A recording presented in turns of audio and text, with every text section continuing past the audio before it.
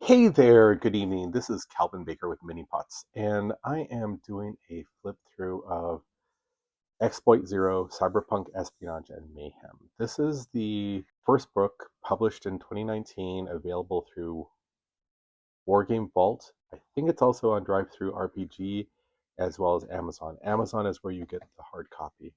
I'm doing this as a follow up to Exploit Zero Omnibus. This is the most current version of the setting that is created in Exploit Zero. You do not need this if you have this, but I was curious about the differences.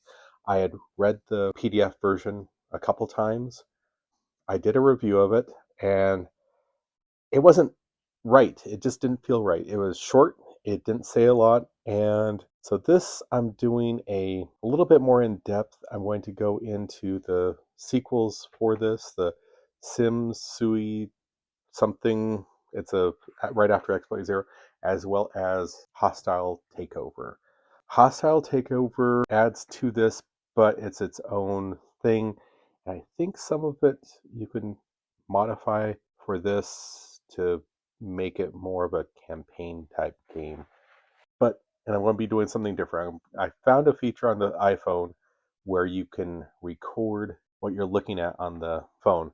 So I have the PDF versions, and so I'm going to go that route and see if it works and if I'm happy with the content. I reviewed this and I was not 100% sunk on the Omnibus title, but I really think after going back to the first two books, the first Exploit Zero and then which was once Hardwired, then the Sim Sui, the book right after this, and Hostile Takeover, this is a more concise rule set. The only thing I wish it had was a little bit more of a campaign game, but that's not what Patrick Todoroff is creating. He is creating a quick, you have the menus, you have the setting, the scenery that you want, and you want a quick, a little bit more complicated than beer and pretzels, but a quick game or two or three, and to feel like you have a narrative and can tell a story. And this will help you generate that. This is not so much where you come up with an idea and then you go from that idea game. It has, I'm going to zoom out just real quick. I mean, zoom in. It has, well, let's do okay. The combat system, it's on you have your character, they have a specialist skill and they have three actions plus a free move. The specialist skill, you roll two dice, take the higher of the two, and if you score anything above a four, it's an automatic success. There's not a lot of, you can get some one game round benefits for adding a +1, defender does a -1 type of thing going on, but it's not that four does not change a lot. And you have a D6, a D8, and a D10. And obviously the D10 is better than the 8, and these are the action rolls that you can make. So if you are going to attempt you want to move, shoot someone, and then move again, you would get your free move, find your target, roll the dice, and if it's a Ronin type character that has the shooting feature or the shooting side of that versus the melee or the hand-to-hand side of that, and he fires his gun, he'll roll 2d10 or however you want to handle it, because maybe you want to save your 10 for the 2d4 or 2d8, I'm sorry. If you score 4 or higher on one of those dice, you hit. They make a defense roll, and I forget what that is, but it's covered in the rules. And this is a system that is echoed in Night Watch, the Omnibus, and When Nightmares Come. So we're going to be talking about it a lot for the next couple weeks. It's an easy-to-learn, fast-play tabletop war game made for 28 millimeter miniatures, set in the fictional futuristic megacity of New Kowloon. It is designed to simulate the vicious firefights and desperate dark ops of the ruthless corporate wars in the year 2069. Exploit Zero is a cooperative game, so you and your friends will be working together to accomplish each mission's goals. Arrayed against you are the rival security forces called HSEC for Hostile Security, which will come in waves, steadily ramping up in quantity and quality in an all-out attempt to stop you. First thing you need to do is pick out your bunch of favorite sci-fi cyberpunk miniatures, or better yet, buy a couple new ones. The game was made. Okay, so in buying a couple new ones, I found that Anvil Industries, which in the States, they are on Etsy, and they do have a website, and you can buy them through. They will ship. Their shipping is not horrible. There are, if you're doing 15 millimeter Kurasan, KSAN, I think, miniatures here in the States, has 15 millimeter cyberpunk figurines, security figurines, modern military figurines, good to really good detailing. I do not own any of those. I'm just going off the website and some of the reviews I've seen on YouTube where they actually, you can see the miniature. I'm sure there's others. There's not something like right now, War Games Atlantic, where they are doing kits. There's not a kit that will do specifically cyberpunk. You could probably modify your Necromunda stuff and some of your 40K stuff. That's a little bit expensive to do. So I'm not, or here in the States, a little bit expensive to do. So I'm not sure you want to go that route or not. But anyway, base size and shape doesn't matter so long as it's reasonable and consistent among your miniatures and in the mission. You need a few figures to represent agents, as well as dozens so to act as the opposing hostile security forces. That is a bit of a misspoke. You will need probably 30 different miniatures for your security forces. It's getting to be nighttime here, so I had a little visitor that wanted a kiss and a hug, so I will always be happy to accommodate that. So I found that you need closer to 30 miniatures, and you will need 4 or 5 agent miniatures. This follows through all 3 books for the original edition, as well as I think in the Omnibus you need 5, if I'm not mistaken. So get around 5 miniatures. You'll need your RPG dice, the polyhedral, the D4, D6, D8, and D10. You don't need a DM100. Your terrain. He wants to play, or suggesting you play on a 36-inch by a 36-inch area, which is quite common, your old card table type size. I'm probably, if I'm going to be playing this, going to be playing it on a 2 foot by 2 foot, then a measuring stick, as well as a blast templates. In the book right after this, it also recommends getting the flame or teardrop shaped templates. So I just stepped aside. I had some handy. This is the 5-inch template. These are the Horus Heresy templates. They were on sale on Etsy. Not Etsy, eBay for, I think it was less than like $13. So I could not beat that, I did not think. And you can see what they are. I'm sorry, I should have had both. So this is your flame template, then your 3-inch, and your 5-inch. So that's just to get started. You can see what's going on here. He gives some nice fiction, a lot, and he describes the scenery or the setting. There are 5 specialized protocols. The Ronin, the Razor, which is the melee type Ronin, the Splicer, the Sawbones, and the Shiver, sort of a psychic person. Splicer's your hacker. Sawbones is a combination between Splicer and Shiver. Also support healer, messes with the opponents on a different level than just physically. All of them can shoot if you are so inclined, but obviously if you have a Splicer, you want to use those different capabilities that they might have, like having a drone or something like that. Combat augmentation programs. These are things that you add to your agents to improve their abilities or counter what their opponents might be going through or trying to do. So we list some factions here: the NKPD, NKTT, Hueso Security Services, Sino Biofarm, Hoa Cult Industries, Sun On Yi, Purity Test, Tia, and the TLF. Now there's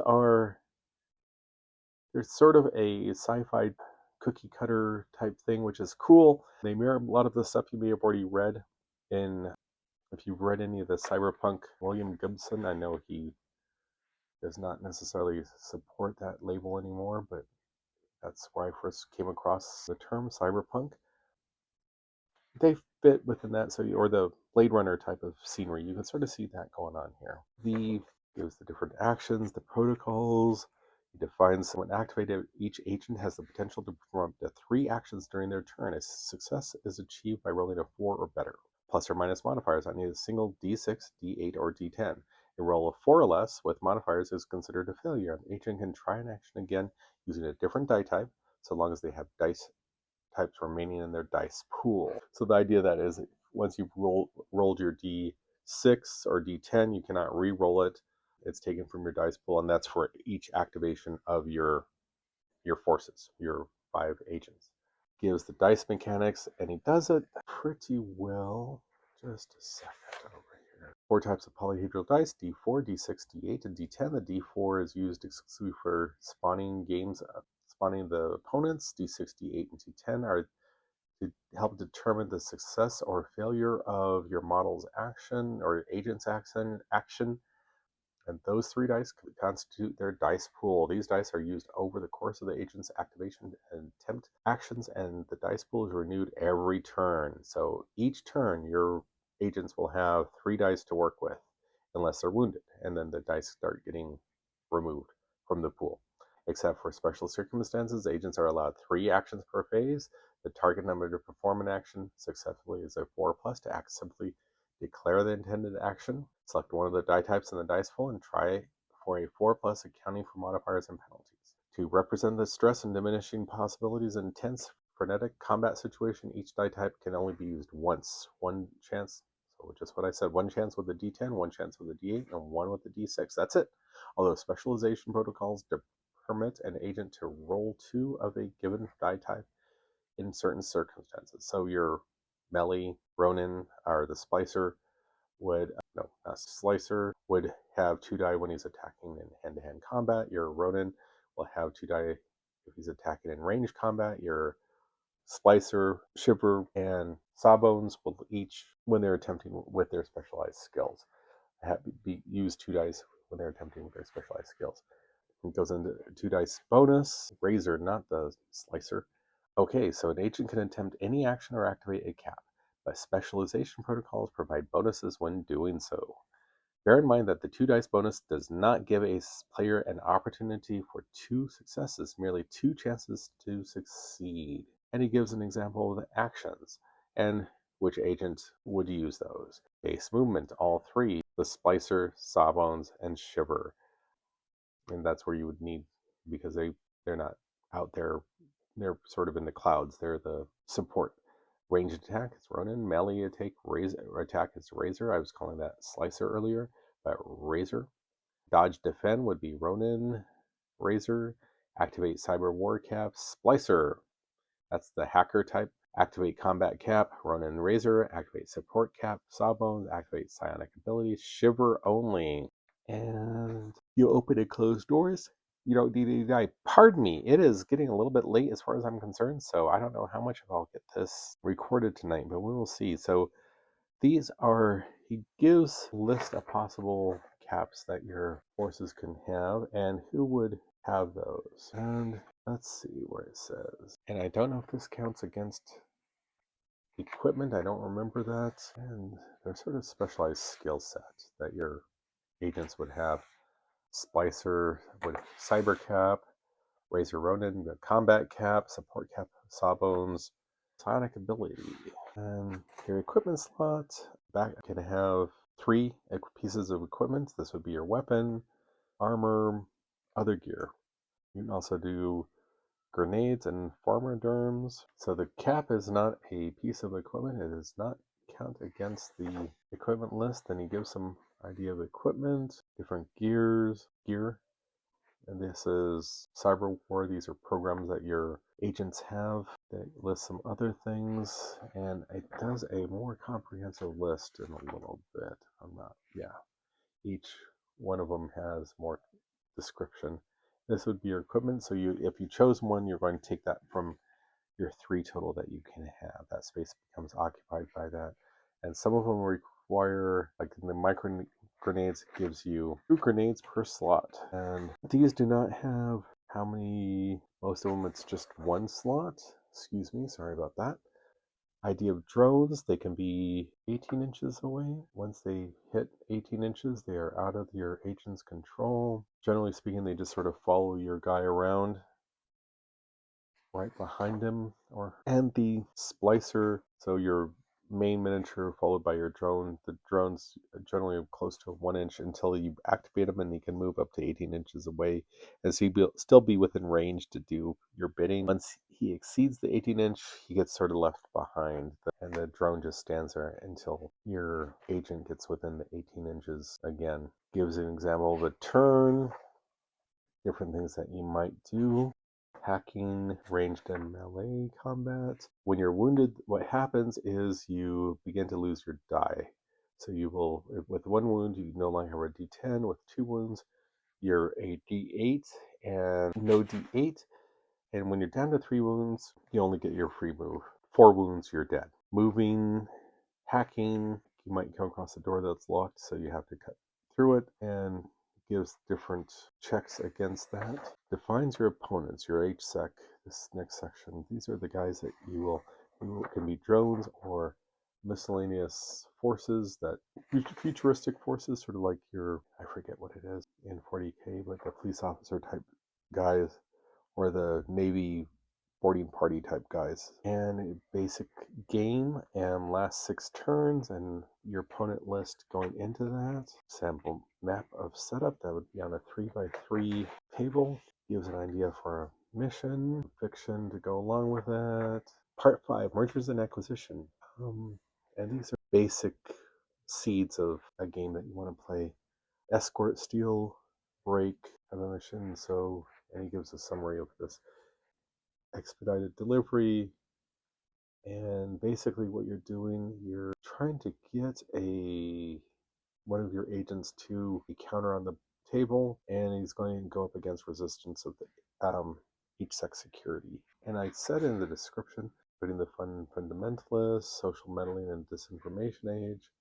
You upload some data. So every turn, there's going to be new opponents on the board. And so first turn, there's only D6. Second turn, more D6, but there's 3 per group this time. And so that's part of the reason why I say you need 30, because you want some to be a little bit different than others so you can tell them apart more quickly. And it gives some more missions. Well, actually, yeah, there's just 5 different samples in here. And then he has his summary at the very back of the book. Haven't played it. I'm not going to probably play it anytime soon, but I like what Patrick Todoroff has done, and I do what I can to try to support him. He has a great community on Facebook, and that, in comparison to Exploit Zero, there's more in Exploit Zero and how to generate your own missions. And you can basically, let's go to page 42. I think I showed that in my previous video. I forget right now.